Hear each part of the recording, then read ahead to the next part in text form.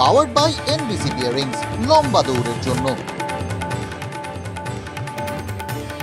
তৃতীয়বার দেশের মসনদে বসা তোড়জোড়। কাল সন্ধ্যায় প্রধানমন্ত্রী পদে শপথ নরেন্দ্র মোদী।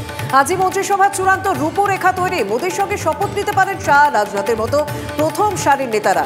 টিডিপি জেডিইউ থেকে ক্যাবিনেটে কারা, নজর থাকবে। রাজ্যে সবুজ ঝড়। আজ কালীঘাটে জয়ী প্রার্থীদের সঙ্গে বৈঠক তৃণমূল নেত্রীর। সংসদের ভিতরে বাইরে বিজেপিকে চাপে রাখার রণকৌশল নিয়ে আলোচনার সম্ভাবনা। গুরুত্বপূর্ণ নির্দেশ দিতে পারেন মুখ্যমন্ত্রী। লোকসভায় হার, দলের বিরুদ্ধে লাগাতার ক্ষোভে বিস্ফোরণ দিলীপ ঘোষের। Old is gold. সোশ্যাল মিডিয়ায় ইঙ্গিতপূর্ণ পোস্ট। পুরনোদের গুরুত্ব কমছে বলেই দল হারছে গতিরুদ্ধ। TV9 বাংলায় সোজা সবটা বিজেপি নেতা। পুরনোদেরকে ডাকা উচিত, পুরনোদের সঙ্গ নেওয়া উচিত। আমার মনে হয় পুরনোদেরকে গুরুত্ব দেওয়া হয়নি বলে খানিকটা আমাদের রেজাল্ট খারাপ হয়েছে। নিউটাউনের সোহম চক্রবর্তীর দাদাগিরি। শুটিং চলাকালীন গাড়ি সরানো নিয়ে বচসা।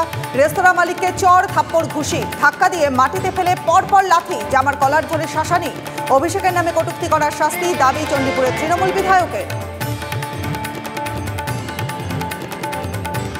পাওয়ার্ড বাই এনবিসি বিয়ারিংস, লম্বা দৌড়ের জন্য।